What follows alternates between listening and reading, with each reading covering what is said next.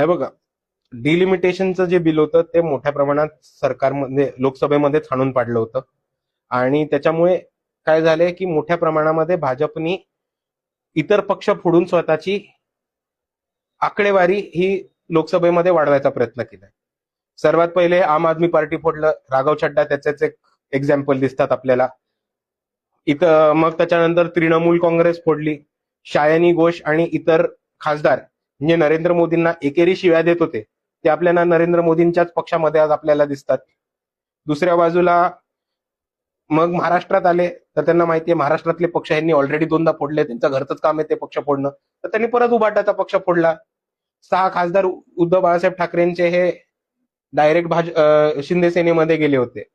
आणि आपल्याला एक दिसेल की अजित पवारांचा जो पक्ष आहे आणि एकनाथ शिंदेचा जो पक्ष आहे, भाजप या दोन पक्षांना आपण शेल कंपनी हा कसं नाव ऐकलंय, फंड फिरवायला शेल कंपनी वापरतात, तसं ह्यांना शेल पक्ष म्हणून वापरतात की पहिले खासदार ह्या शेलमध्ये जाऊ, शेल पक्षातनं आपल्या पक्षात घेऊ, असं ते खासदार फिरवण्यासाठी हे दोन पक्ष ते शेल पक्ष म्हणून वापरतात.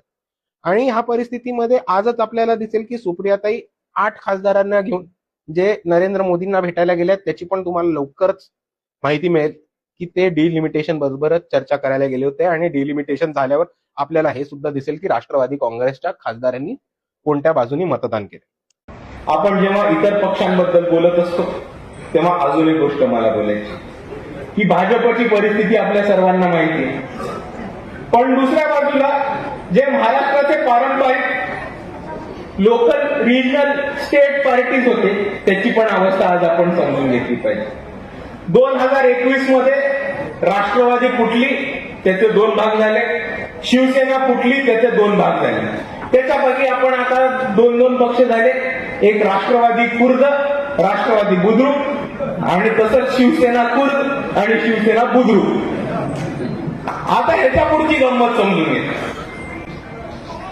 2021 मध्ये पक्ष फुटले आणि 2024 मध्ये राष्ट्रवादी खुर्द आणि शिवसेना खुर्द यांनी काँग्रेस बरोबर जाऊन महाविकास आघाडी स्थापन केली आणि त्यांचं असं म्हणणं होतं की वंचित बहुजन आघाडीने त्याच्यामध्ये सामील व्हायला पाहिजे. बाळासाहेबांनी काही अटी टाकल्या, त्यांनी त्या अटी पूर्ण नाही केल्या, सोमनाथ सर त्याच्याबद्दल बोलले. पण त्याच्या पुढे काय झालं मी सांगतो. अख्खा निवडणूकभर राष्ट्रवादीची लोक आणि शिवसेनेची लोक वंचितच्या विरोधात प्रचार करत होते की वंचित बहुजन आघाडी ही भाजपची बी टीम करत होते की नव्हते. त्याच्या पुढे काय झालं समजून घ्या. ऑलरेडी यांचा अर्धा पक्ष फुटला आणि भाजपमध्ये जाऊन बसला, तरी यांचं वंचित बहुजन आघाडीलाच बी टीम म्हणणं चालू होतं. दुसऱ्या बाजूला 2024 मध्ये विधानसभा झाली, 2024 मध्ये लोकसभा झाली. 2024 मध्ये निवडून आलेले उद्धव बाळासाहेब ठाकरेंचे 6 खासदार 2026 उजाडाच्या आत भाजपमध्ये निघून गेले. आज काही आमदार भाजपमध्ये जाण्याच्या मार्गावरती आहेत. दुसऱ्या बाजूला आपण सर्व चर्चा ऐकतोय की राष्ट्रवादी काँग्रेस शरद पवार गट या गटाचे आमदार आणि खासदार भाजपमध्ये जाण्याच्या मार्गावरती आहेत. मग ती बातमी थांबली की नवीन बातमी येते, नाही खासदार आणि आमदार जाण्याच्या मार्गावर नाही, शरद पवारांसकट अख्खी राष्ट्रवादी ही भाजपमध्ये जाण्याच्या मार्गावरती आहे, अशी एक नवीन बातमी येते. मग त्याच्यानंतर अजून एक बातमी आपल्या सर्वांसमोर येते की रात्री 12 वाजता एक बैठक होते, ती 2 वाजेपर्यंत चालते आणि त्या बैठकीमध्ये उद्धव बाळासाहेब ठाकरे आणि देवेंद्र फडणवीस रात्री 2-2 वाजेपर्यंत चर्चा करतात. आता जर उद्धव बाळासाहेब ठाकरे भाजपच्या विरोधात असतील आणि काँग्रेस बरोबर असतील तर ह्या 2-2 वाजेच्या चर्चेमध्ये शिस्त काय हे महाराष्ट्राला सांगून तरी टाका एकदाच. तुमच्यावर विश्वास ठेवायचा की नाही ठेवायचा. अख्खा निवडणूकभर राष्ट्रवादीची लोक आणि शिवसेनेची लोक वंचितच्या विरोधात प्रचार करत होते की वंचित बहुजन आघाडी ही भाजपची बी टीम करत होते की नव्हते. त्याच्या पुढे काय झालं समजून घ्या. ऑलरेडी यांचा अर्धा पक्ष फुटला आणि भाजपमध्ये जाऊन बसला, तरी यांचं वंचित बहुजन आघाडीलाच बी टीम म्हणणं चालू होतं. दुसऱ्या बाजूला 2024 मध्ये विधानसभा झाली, 2024 मध्ये लोकसभा झाली.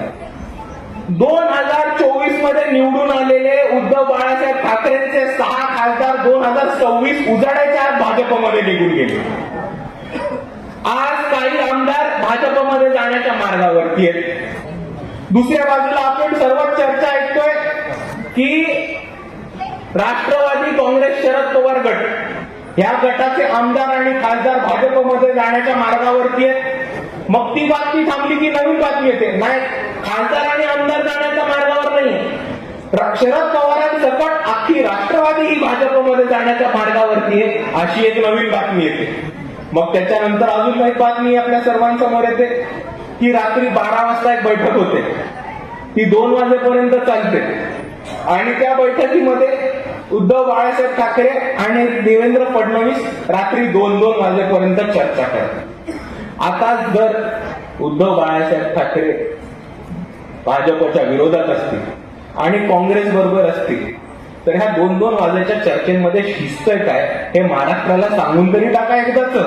तुमच्यावर विश्वास ठेवायचा की नाही ठेवायचा, आणि विश्वास ठेवायचा की नाही ठेवायच्यावरनं माझ्या पुढचं लक्षात आलं की मागच्या महिन्यात महाराष्ट्रामध्ये एक लग्न झालं होतं आणि ते लग्न बरंच गाजलं होतं आणि ते बरंच चर्चेत आलं होतं. असा विषय झाला की महाराष्ट्रामध्ये ज्यांना जाणते राजे म्हटलं जातं आणि ज्यांनी इतकं वर्ष पुरोगामी राजकारण करण्याचं नाटक केलं असे शरद पवार यांची नात खासदार सुप्रियाताई सुळे यांची मुलगी यांचं लग्न होतं सारंग लखानिया यांच्याशी. तर सारंग लखानिया कोण आहेत? तर लखानिया परिवार हा 3 पिढ्या संघामध्ये आहे आणि भाजपमध्ये आहे. आताच नुकतीच ही MLCची म्हणजे विधान परिषदेची निवडणूक झाली तेव्हा सारंग लखानियांचे वडील हे बिनविरोध MLC म्हणजे विधान परिषदेवरती निवडून गेले. आता माझ्या म्हणण्याचा चुकीचा अर्थ नका काढू. कोणी कोणाशी लग्न करायचं हा त्यांचा वैयक्तिक विषय, संविधानाने त्यांना अधिकार दिलाय आणि हा त्यांचा वैयक्तिक विषय आणि तो 100% वैयक्तिक विषय राहणार आहे. पण जर तुम्ही महाराष्ट्राच्या जनतेला चुत्या बनवून एक लग्न करणार असाल तर त्याच्याबद्दल पब्लिकमध्ये चर्चा होणार म्हणजे होणार. कारण तुम्ही विषय समजून घ्या. राष्ट्रवादीचे कार्यकर्ते अंगावरती केसेस घेणार, राष्ट्रवादीचे कार्यकर्ते भाजपच्या लोकांशी लढणार, RSSशी लढणार, वंचित बहुजन आघाडीचे नेते जितके पण लोक भाजपच्या विरोध आहेत ते आंदोलन करणार, अंगावरती केसेस घेणार, भाजपच्या लोकांच्या लाठाकाट्या काढणार, पोलिसांच्या लाठाकाट्या काढणार, 2-2 दिवस जेलमध्ये जाणार आणि ह्यांचं काय, त्यांचं आपापसात लग्न झाणार. म्हणजे सत्ता NCPची किंवा भाजपची, सत्ता घरात राहिली पाहिजे आणि मरण हे कार्यकर्त्याचं झालं पाहिजे. हे धोरण आज तुम्ही ओळखून काढा मित्रांनो. हे राजराजांचं रागण आहे की इकडे सैनिक युद्धामध्ये मरत राहणार आणि एका लग्नामध्ये युद्ध मिटून एक युती होणार. आणि मी परत म्हणतो, कोणाची कोणा लग्न करणार हा त्यांचा वैयक्तिक विषय आहे. पण जर इतके वर्ष तुमचा पारंपरिक शत्रू असेल, तुम्ही एकमेकांच्या कार्यकर्त्यांवरती केसेस टाकत असाल, तुमच्या युद्धामध्ये तुमच्या राजकीय भांडणामध्ये ते कार्यकर्त्यांचं मरण होत असेल आणि सत्ता, पैसा आणि कारखाने हे कोणत्याही परिस्थितीत घरी राहायला पाहिजेत म्हणून तुम्ही एका रात्रीत हे सत्तेचं सातं लोटं करत असाल तर महाराष्ट्राची जनता तुम्हाला माफ नाही करणार. एवढं मी नक्कीच आज तुमच्या सर्वांसमोर सांगू इच्छितो. मित्रांनो, या सर्वावर मी सुद्धा बोलणार आहे. तुर्तास वेळ नाही, संध्याकाळी किंवा उद्या कधीतरी बोलेल.